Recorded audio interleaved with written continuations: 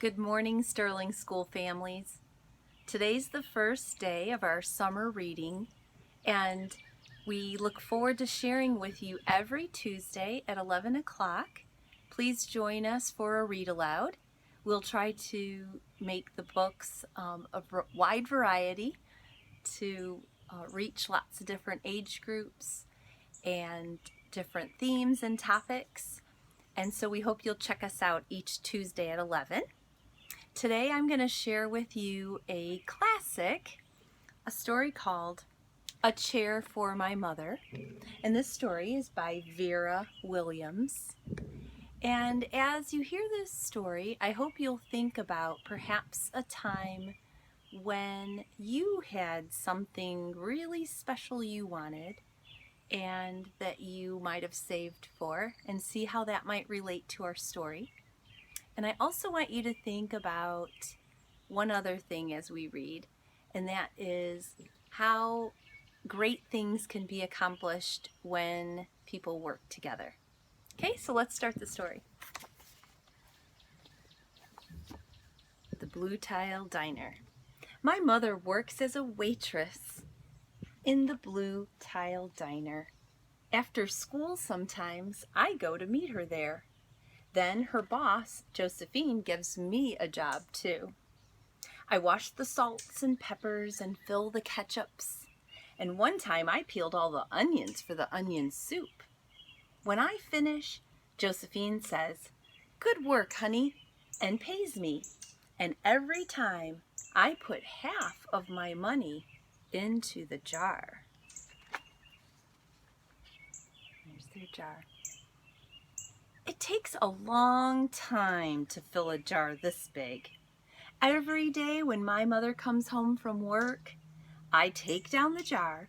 My mama empties all her change from tips out of her purse for me to count. Then we push all the coins into the jar. Sometimes my mama is laughing when she comes home from work, and sometimes she's so tired she falls asleep while I count the money out into piles. Some days she has lots of tips. Some days she only has a little. Then she looks worried. But each evening, every single shiny coin goes into the jar.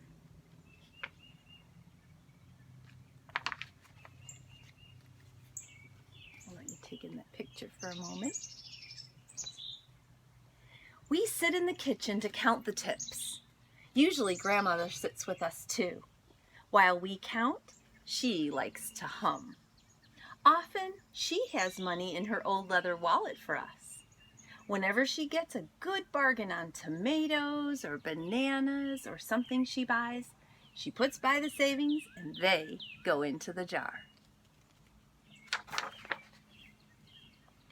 When we can't get a single other coin in the jar, we're going to take all the money and go and buy a chair. Yes, a chair. A wonderful, beautiful, fat, soft armchair. And we will get one covered in velvet with roses all over it. We're going to get the best chair in the whole world. That is because our old chairs burned up. There was a big fire in our house. All our chairs burned. So did our sofa. So did everything else. That wasn't such a long time ago. My mother and I were coming home from buying new shoes. I had new sandals. She had new pumps. We were walking to our house from the bus. We were looking at everyone's tulips. She was saying she liked the red tulips, and I was saying I liked the yellow ones. Then we came to our block. There's all the beautiful flowers. Right outside our house stood two big fire engines. I could see lots of smoke. Tall orange flames came out of the roof. All the neighbors stood in a bunch across the street. Mama grabbed my hand and we ran. My Uncle Sandy saw us and ran to us. Mama yelled, "Where's Mother?" I yelled, "Where's my grandma?"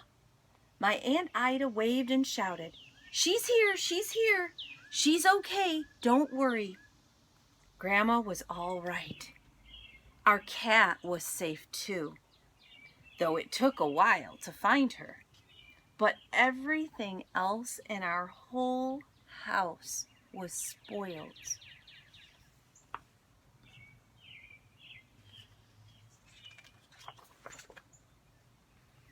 Oh my, look inside their house. What was left of the house was turned to charcoal and ashes. We went to stay with my mother's sister, Aunt Ida, and Uncle Sandy. Then we were able to move into the apartment downstairs. We painted the walls yellow. The floors were all shiny, but the rooms were very empty.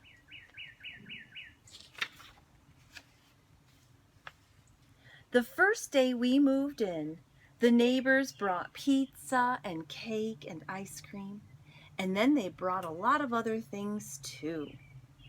The family across the street brought a table and 3 kitchen chairs. The very old man next door gave us a bed from when his children were little.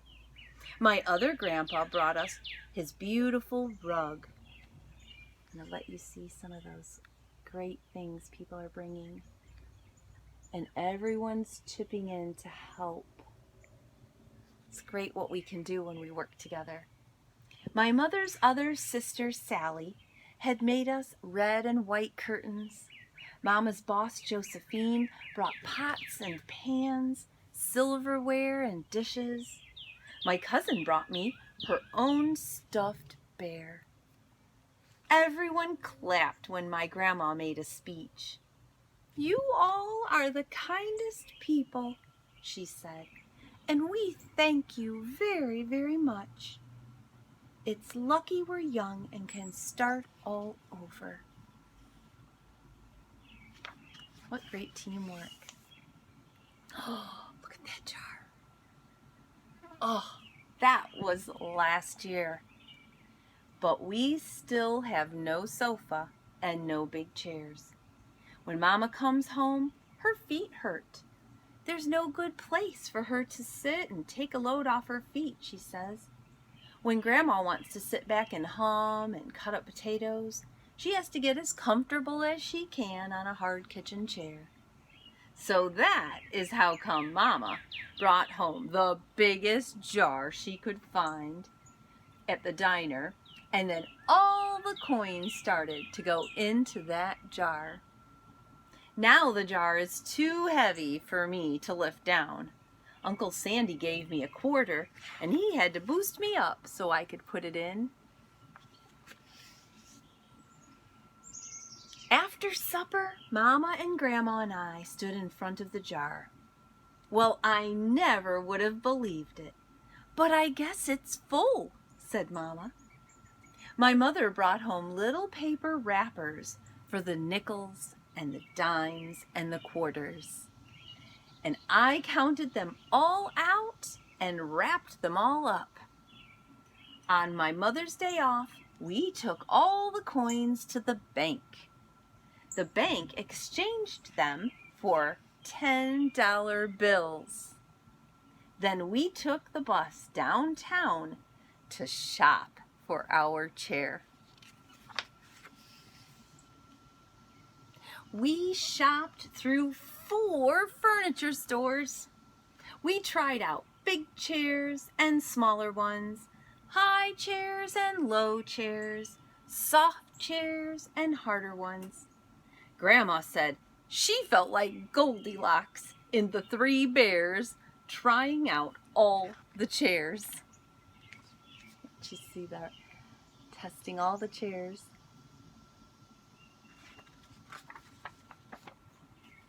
Finally, we found the chair we were all dreaming of, and the money in the jar was enough to pay for it.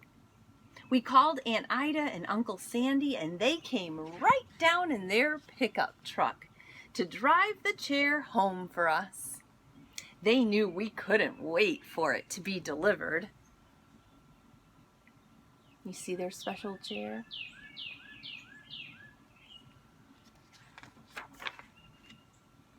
I tried out our chair in the back of the truck. Mama wouldn't let me sit there while we drove, but they let me sit in it while they carried it up to the door. There she is, sitting in the chair.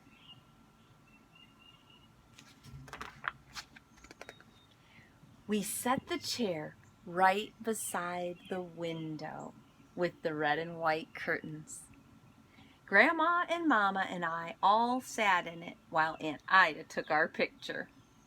Now, Grandma sits in it and talks with people going by in the daytime. Mama sits down and watches the news on TV when she comes home from her job.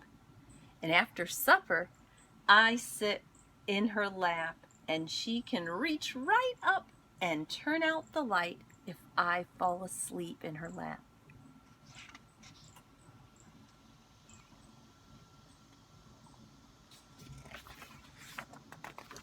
And that's the end of the story.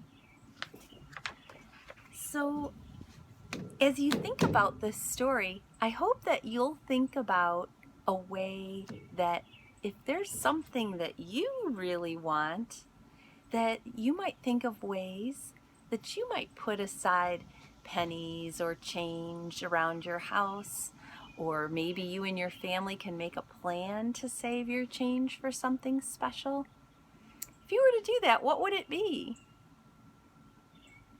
Think about that, and maybe you can come up with something. I also challenge you to think about ways that you can help somebody else. While you're off of school this summer, you're going to have a little extra free time. Is there something you can do to help your mom to make her life a little easier? Is there something that you might do to help a neighbor? Sometimes it's the littlest, simplest things that you do that can make a world of difference. So I challenge you this week to think of something, some way that you can help someone else. And trust me, not only will you make them feel good, but it'll make you feel good as well. Because when we do something nice for someone else, it kind of makes you feel warm and special. And so I look forward to you getting to experience that.